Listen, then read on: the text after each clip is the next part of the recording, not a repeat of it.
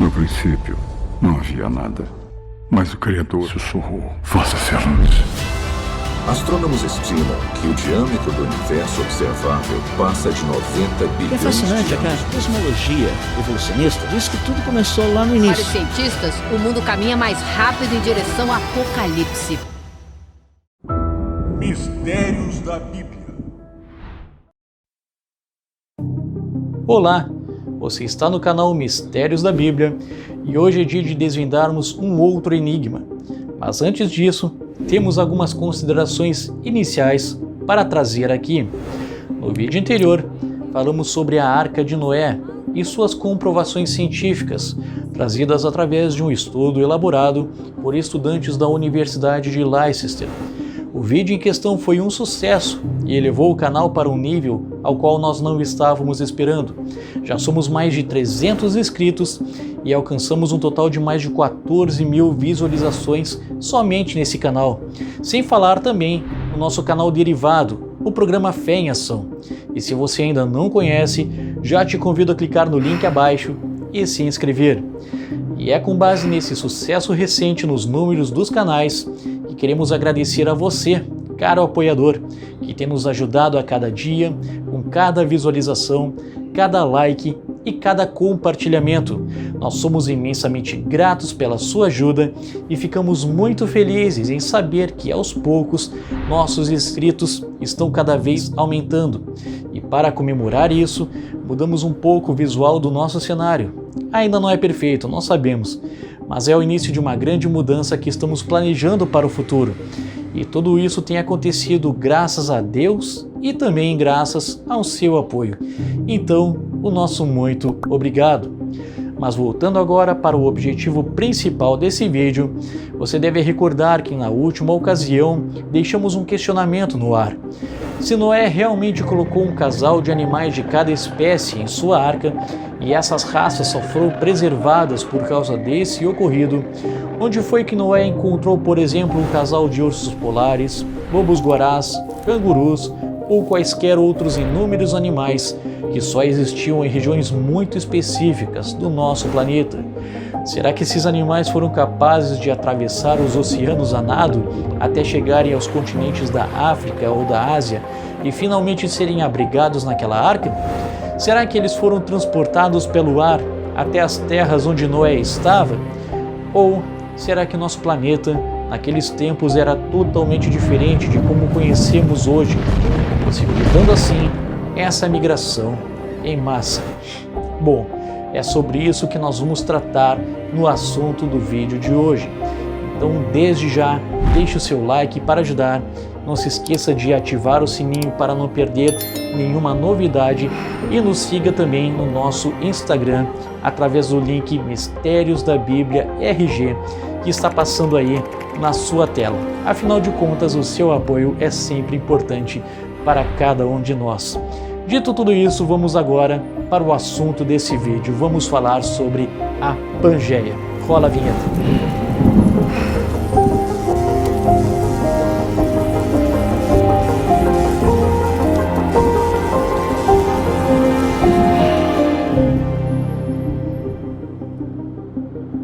No ano de 1880, nascia na capital da Alemanha, chamada Berlim, o geofísico e meteorologista Alfred Wegener, que anos mais tarde ficaria conhecido como responsável pela elaboração de uma das teorias mais debatidas no meio acadêmico até os dias atuais, a teoria da deriva continental, ou Pangeia, como também é chamada. Em seus estudos, Wegener acreditava e teorizava que o nosso planeta, há muitos anos atrás, era bem diferente de como conhecemos hoje. Não haviam continentes ou oceanos separados e independentes entre si, mas sim um único e gigantesco continente, uma única porção de terra unificada que ao longo dos anos teria se separado em diferentes partes. Mas essa ideia, é claro, não veio do acaso. Tudo começou em pleno início do século XX, quando Alfred já era adulto e beirava seus 35 anos de idade. Naquela ocasião, o geólogo estudava e realizava determinadas pesquisas em alguns dos diversos livros da Biblioteca de Berlim, quando, então, se deparou com um artigo em um desses exemplares, que falava a respeito de fósseis de animais e plantas idênticos, que teriam sido encontrados em lados opostos do Oceano Atlântico, algo que, aparentemente, parecia ser improvável de acontecer. Observando também as margens dos continentes, Wegener encontrou uma série de padrões similares entre eles, como se fossem peças de um grande quebra-cabeças já desencaixado. O melhor exemplo disso, apontado por ele, se encontrava entre a América do Sul e a África, que pareciam se encaixar perfeitamente, dando a impressão de que talvez esses grandes pedaços de terra já teriam sido unidos há muitos anos atrás. Além desses registros, o pesquisador também havia estudado e apontado evidências geomorfológicas e paleoclimáticas que indicavam a continuidade de paisagens observadas na América do Sul, Antártida, África, Índia e Austrália. Todos esses indícios pareciam fortalecer ainda mais a teoria de Wegener de que no passado o nosso planeta realmente era formado por um único grande continente, sem divisões, sem fronteiras, sem barreiras. O grande problema disso tudo é que Wegener jamais conseguiu comprovar essa teoria. Quando questionado por diversos cientistas e pesquisadores sobre o que poderia ter causado a tal divisão dos continentes, o geofísico simplesmente não conseguia apontar nenhuma teoria ou causa para isso. Afinal de contas, que força poderia ser tão massiva em nosso planeta a ponto de separar em grandes e inteiros blocos de terra? Wegener então morreu em 1930 sem conseguir comprovar sua teoria, e até então a existência da Pangeia era simplesmente um mito. Fim do assunto? É claro que não. Anos mais tarde, a teoria voltou a ser estudada e debatida no meio científico, graças ao surgimento de outro estudo chamado Teoria das Placas Tectônicas, ou Teoria da Tectônica de Placas, como também é conhecida. A teoria surgiu após meados dos anos 60, com o descobrimento da existência dessas tais placas, que nada mais são do que grandes blocos que formam a crosta terrestre. Os movimentos delas são constantes, fazendo com que se afastem ou se aproximem umas das outras. E muitos desses movimentos ocasionam terremotos, tsunamis, entre outros eventos e fenômenos. As placas tectônicas foram descobertas graças a tecnologias criadas após a Segunda Guerra Mundial, como as ecossondas e os magnetômetros, que a princípio teriam sido criados para perseguir submarinos e encontrar minas aquáticas, porém acabaram sendo utilizados no mapeamento do solo marinho, permitindo aos cientistas descobrirem a existência das placas e também de grandes cumes oceânicos, dorsais, zonas de subdução e falhas de transformação. Nessas imagens, por exemplo, podemos ver a dorsal mesoatlântica, uma grande coluna submarina que surgiu ao longo dos anos devido às erupções de atividades vulcânicas causadas pelos constantes movimentos das placas tectônicas. O surgimento dessa dorsal seria uma das evidências de uma formação que teria surgido e afastado os principais continentes, causando a separação, por exemplo, entre a América e a África. Em resumo, para não deixar o vídeo tão extenso e cansativo, os cientistas descobriram que o constante movimento das placas tectônicas, aliados a seus mais diversos fenômenos, faz com que o nosso planeta não permaneça estático e que, na verdade, os continentes estão em constante movimento. A teoria proposta por Alfred Wegener finalmente era desmitificada. A Pangeia, de fato, havia existido há muitos anos atrás, porém, devido aos constantes fenômenos causados pelos movimentos das placas tectônicas, ela se desfez e se separou, originando assim os continentes e o mundo da forma como conhecemos hoje. Então, basicamente, do ponto de vista científico, essas são as 3 evidências de que a Pangeia existiu. Número 1, evidências geomorfológicas e paleoclimáticas, como por exemplo, partes de terra que se encaixam ou paisagens que parecem continuar mesmo separadas por oceanos. Número 2, evidências de fósseis de espécies idênticas de animais e plantas. Número 3, estudos dos movimentos das placas tectônicas e dos movimentos dos continentes.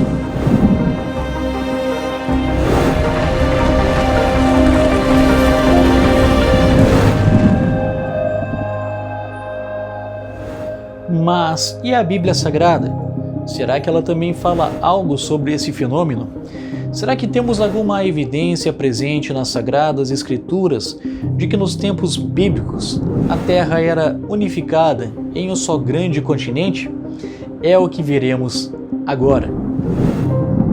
Em tempos pós-diluvianos, a raça humana começava a novamente se multiplicar e povoar a Terra, dando origem às primeiras cidades.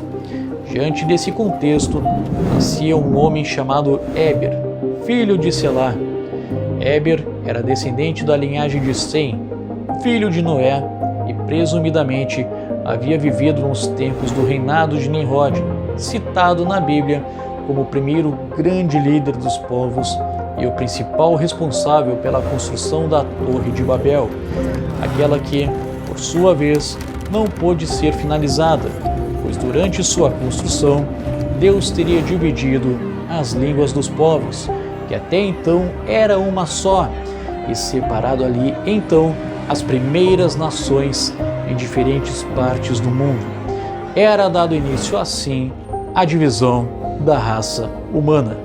Nesses tempos, Éber conheceu sua companheira e com ela gerou 2 filhos.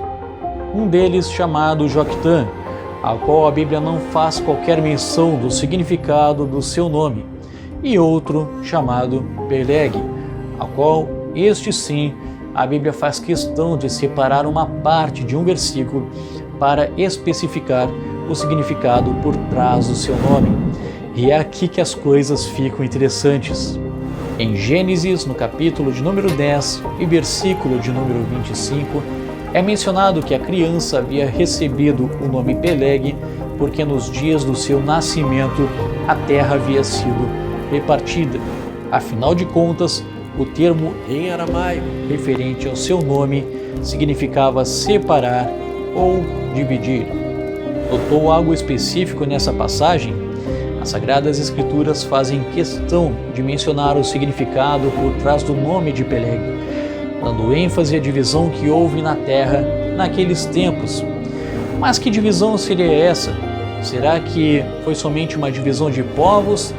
Ou será que, de fato, a terra teria sido literalmente dividida após o incidente da Torre de Babel e da separação das línguas dos povos? Outra forte evidência que se dá na Bíblia Sagrada encontra-se em Gênesis capítulo de número 1, versículos de número 9 ao 10, onde os textos nos falam: E disse Deus, ajuntem-se as águas debaixo dos céus em um só lugar, e apareça a porção seca. E Deus chamou a porção seca de terra, e ao ajuntamento das águas chamou mares, e viu Deus que era bom. Novamente, a Bíblia faz questão de dar ênfase em um termo, mencionando que Deus havia criado uma única porção seca, chamada terra, e que as águas se ajuntavam e a cercavam em um só lugar. As Sagradas Escrituras não fazem uso do plural, neste caso, e nem mencionam porções de terra ou águas em vários lugares, mas sim dão a ideia de que tudo estava unificado em um só local. Quando olhamos para o episódio da Arca de Noé, podemos entender como diferentes animais de diferentes regiões conseguiram chegar àquela embarcação. Afinal de contas, eles não estavam em regiões distantes, separadas por oceanos, mas sim em uma única terra, no mesmo continente. Ainda não havia separação nas terras. Tudo era unificado, tudo era unido, e só havia sido dividido graças à desobediência humana durante a construção da Torre de Babel. Deus havia planejado a terra de uma forma, mas precisou mudá-la graças à corrupção humana. Mas você ainda não está convencido de que a Terra era formada por um único continente, mesmo com as evidências científicas e bíblicas apresentadas aqui até então? Então vamos para uma última conclusão. Pela Bíblia, sabemos que a vida foi originada no Jardim do Éden, e dali a raça humana espalhou-se por terras africanas e asiáticas. Anos mais tarde, em tempos pós-Bíblia, o homem também peregrinou até o continente europeu e foi avançando em suas descobertas e invenções. Uma dessas invenções foram as grandes embarcações. Antes delas, não era possível atravessar os oceanos e chegar a outros continentes, como as Américas ou a Oceania, por exemplo. Porém, quando os ingleses, espanhóis e portugueses embarcaram em suas colonizações e chegaram a esses territórios, adivinhem só, já existia vida por ali. Povos indígenas, como por exemplo os tupis-guaranis, os maias, os astecas, entre muitas outras tribos, já dominavam esses locais. Ora, se a Bíblia revela que a vida começou em terras asiáticas e africanas, e não se há relato de que Deus criou vida em outros continentes e que somente Adão e Eva foram literalmente criados por suas mãos, de onde saíram os povos que viviam, por exemplo, nas Américas? Isso nos dá mais uma evidência de que não havia separação entre os continentes e que as Américas eram próximas à África, o que permitiu que muitos povos migrassem dos continentes africano e asiático para lá. Então, quero um resumo rápido do que falamos aqui nessa parte do vídeo? Então vamos para o checklist das evidências bíblicas sobre a Pangeia. Número 1. Criação de uma única porção seca de terra e ajuntamento das águas em um só lugar. Número 2. Significado real por trás do nome de Peleg. Número 3. Migração de todas as espécies de animais para a Arca de Noé. Número 4. Expansão de toda a raça humana a partir dos continentes da África e da Ásia para todos os demais. E assim ficamos com uma grande pulga atrás da orelha, não é mesmo? Afinal de contas, temos evidências científicas e bíblicas a respeito de um assunto em comum, a Pangeia. Isso que eu nem falei que a ciência estima que ela pode se formar novamente daqui a muitos anos. E é uma referência bíblica que aponta para isso. Mas vamos deixar essa parte para um próximo vídeo. Até lá, vamos nos contentar em saber como o tatu-bola, originado aqui no Brasil, conseguiu parar na Arca de Noé e salvar a sua espécie. Mas e você? Acha que a Pangeia de fato foi real? Será que ela realmente existiu? Ou tudo isso é só uma questão de coincidências e interpretações diferentes? O fato é que, dividido ou unificado, o nosso planeta continua sendo uma das criações mais fantásticas de Deus, e que em grande parte do tempo não é cuidado ou zelado por nós da forma como deveria ser. Então, que venhamos a colocar em prática o amor que Deus nos deixou como ensinamento, não somente com o nosso próximo, mas também com cada criação do nosso Senhor, incluindo o nosso lar. Espero que você tenha gostado desse vídeo. Nos vemos novamente no próximo episódio e fique com Deus na paz do Senhor.